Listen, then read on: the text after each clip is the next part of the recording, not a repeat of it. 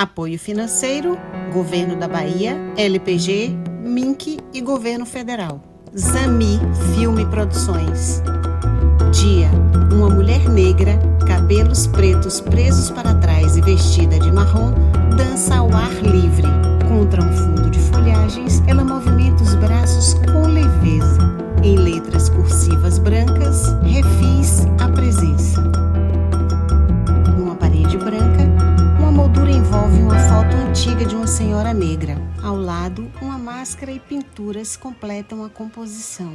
Anne Ganzala, artista visual. Eu fui criada por mulheres, né? Por avós, por tia, avó, por primas. É negra? Então a minha existência seria impossível sem a presença dessas mulheres, inclusive essa continuação, né? Da Mãe de Santo, que assume esse lugar de mulher, né? Que gera, que cria, que é fértil também. Sou Anne Ganzala, nascida em Salvador, sou mãe, candomblessista, sapatão e artista. Meu trabalho é principalmente sobre a vida das mulheres negras, sobre o afeto entre sapatonas, lésbicas, e sobre como a gente cria através da arte forma de cura, de reconhecimento e de território, né? De como a gente pode transformar isso num território também nosso, né? Então eu nasci e cresci em Saramandaia, que é um bairro que na década de 90 era um dos bairros mais perigosos da cidade.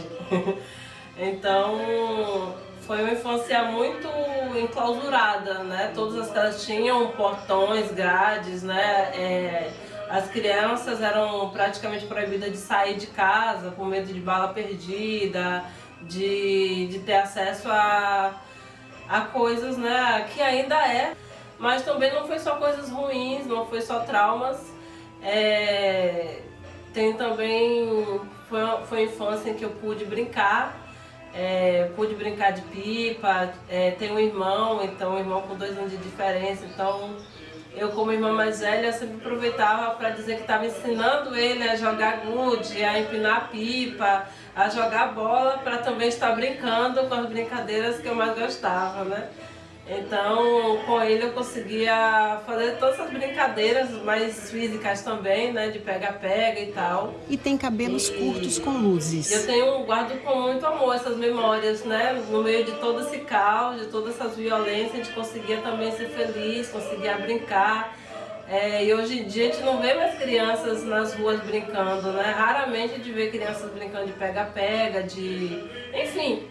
E foi quando eu comecei a desenhar também, porque quando a energia estava um pouco pesada na comunidade, ninguém podia sair de nenhum jeito. E foi quando eu comecei a desenhar mesmo por tédio. Fotos dela desenhando. Por puro tédio, eu comecei a desenhar e comecei a pegar gosto disso, porque a gente não tinha acesso a livros, não tinha acesso a TV, a todas essas coisas que a gente tem, que as crianças, né, têm hoje. Então desenhar foi o caminho mesmo que eu encontrei para colocar tudo que a gente já tinha, que era a imaginação. Eu e meu irmão, a gente brincava muito com isso, né? Com o imaginário. Então o desenho foi só uma forma de ir tirando da cabeça mesmo um pouco dessa imaginação que a gente tinha. Surgem pinturas.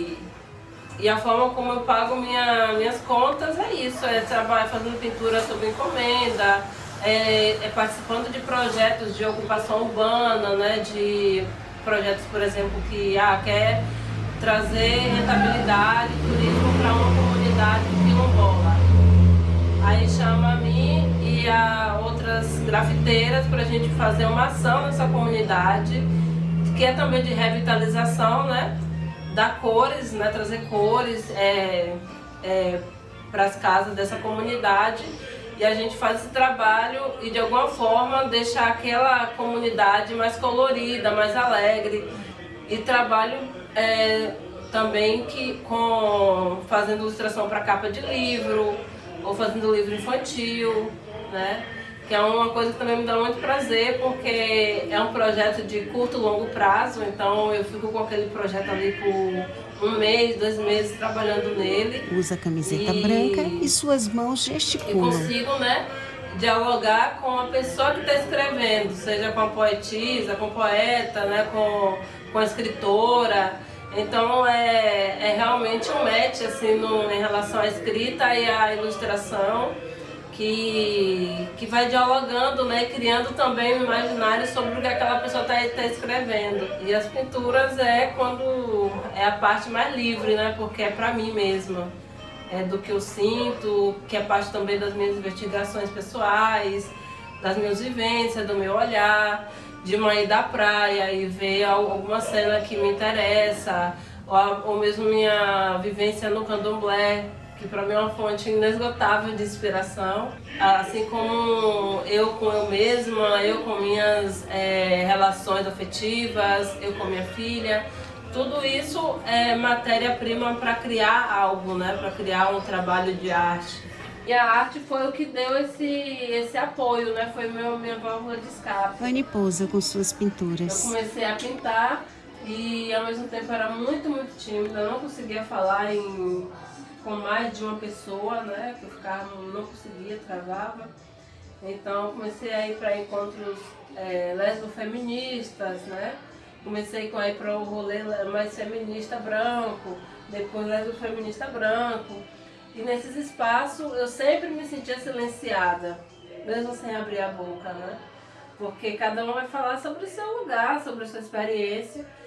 E eu não falava e voltava para casa com um nó na garganta, me sufocando, sabe? E eu simplesmente não conseguia falar isso.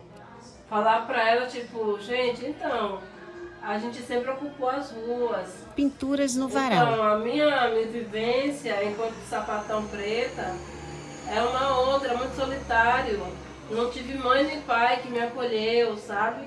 De falar de lugares que são tão nossos e que só a gente pode falar, né? Só a gente tem esse lugar de fala mesmo. E aí, como eu não conseguia falar, eu comecei a desenhar.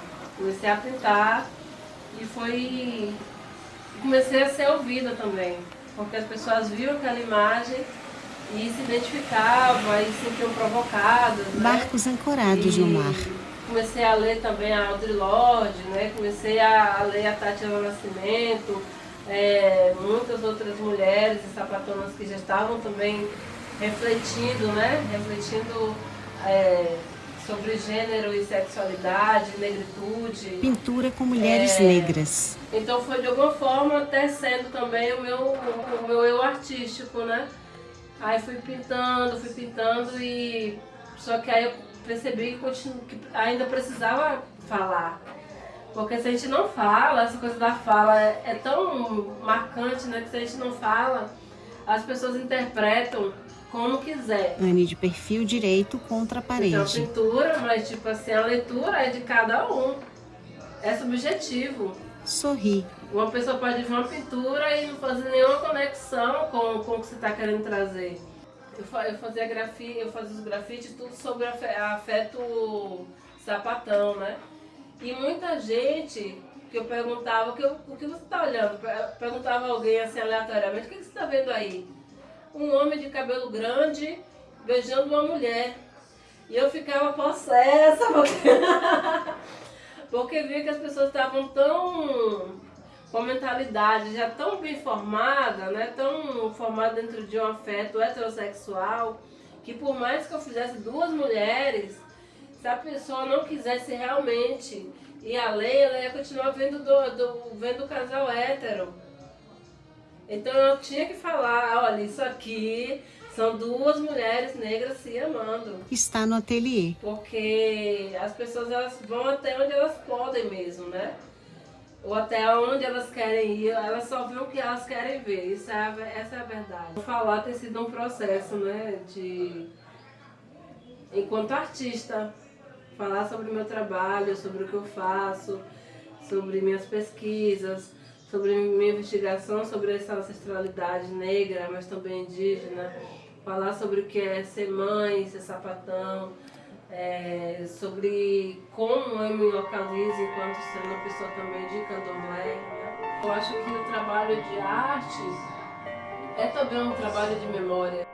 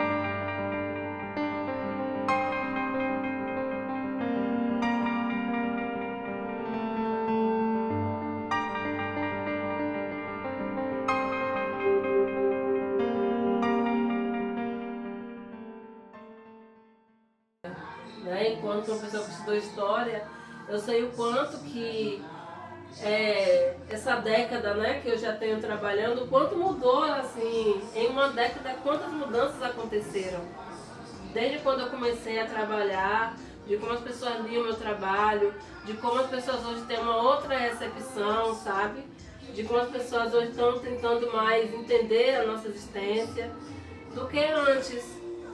Assim, eu já tive que sair das ruas por causa de grafite, mas sei que hoje seria mais tolerável, porque a gente já está nas novelas, né, nos BBB, né, já tem a Lolé, tá mudando, a cultura está mudando, né, embora as mudanças sejam lentas, assim, quando você passa uma década, você já sente que as coisas mudaram, né? Teve a exposição da Carolina Maria de Jesus lá em São Paulo e tem uma frase dela que ela fala que quando ela percebeu que o que ela fazia era importante, quando ela teve sua própria casa. E a gente vê, né, assim, que as coisas de ter a casa própria é uma coisa tão colonial, assim, né, e que a gente vê inclusive muita gente hoje em dia que tem visibilidade, tem trabalho reconhecido, mas que ainda vive de aluguel, sabe? Então, assim, um projeto que é a longo prazo para mim é não morrer na pobreza. É tipo assim, é conseguir ter uma vida digna, né? Então esse é o meu projeto. A mulher surge dançando com folhagens ao fundo. À frente, em branco, sobem os créditos. Direção e roteiro, Drica Silva. Pesquisa, Carolina dos Santos e Drica Silva.